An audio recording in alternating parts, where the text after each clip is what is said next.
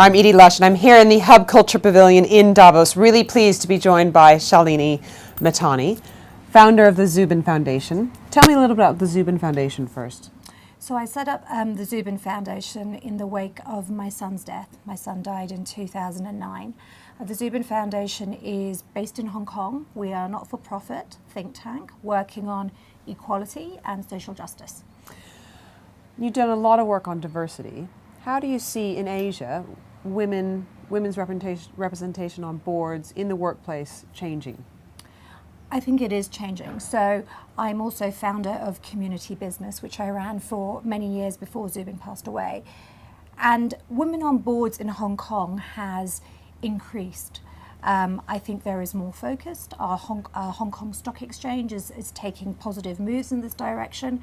But I still think we're not addressing the main issue here, and I think there are a couple. One is the role of women in the greater community, so the role of women as mothers. Mm-hmm.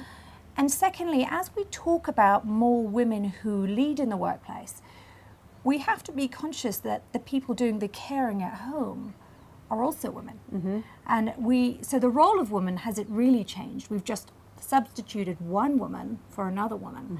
Mm-hmm. Often in the case of Hong Kong and in mainland China, the other woman is either a paid nanny mm-hmm.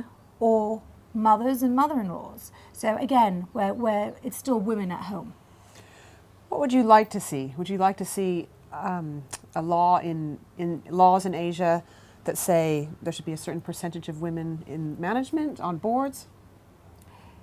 My personal opinion is in time that needs to come. Mm-hmm. If we see that having companies report on diversity and inclusion through their stock exchanges doesn't work over a period of time, and the rate of change, by that I mean the percentage of women who come on board each year, isn't fast enough, I absolutely think we need to think about having targets before mm-hmm. we have quotas. Right. But I want to throw this argument on its head, mm-hmm.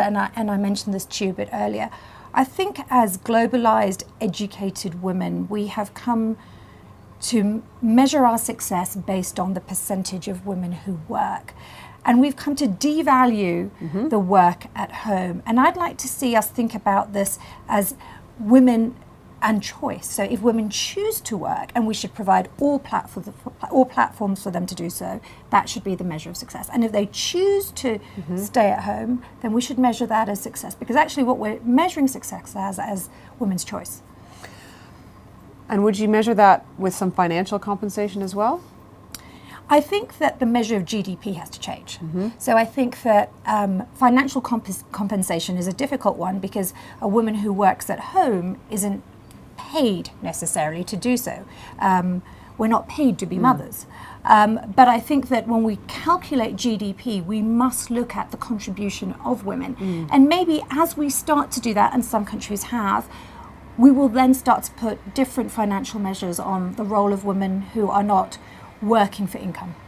Speaking from experience, it's actually a harder job being a mother than actually going to work. It's incredibly hard, and I think that all the women who work and who've had children will often say it's much, much easier to work because you can control work to a large degree. You can't control kids. Shalini, thank you so much for stopping by the Hub Culture Pavilion here in Davos, and I'm Edie Lush.